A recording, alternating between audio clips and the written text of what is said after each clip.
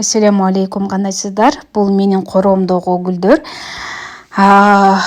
Алгач өзүм 2 түп алып келген болсом, кийин көбөйтүү жолу менен аны 7-8 түпкө чейин көбөйтүп алдым.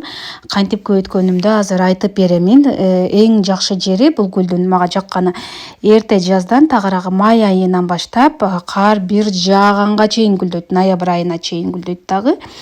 Ушунусу анан гүлдөгөндө дагы бул жана пион сыяктуу болуп гүлдөйт. Башы аябай жыш, коюу, чоң болот. Ошол себептен мен көбөйтчүмүн.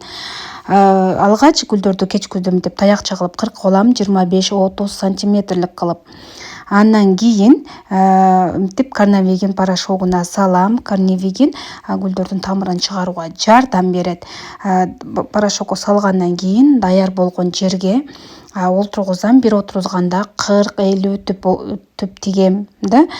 Себеби алардын өнүп чыкканда бири өнсө, бири өнбөй калышы мүмкүн болчу да. Мисалы мына мынтип отургузгандан кийин 40-50 тиккенсем, анын ичинен бир 20-30 өнүп чыгат. Баклажканы алгандан кийинкисинен да 5-10 калат. Ошентип мындай жол менен көбөйтчүмүн.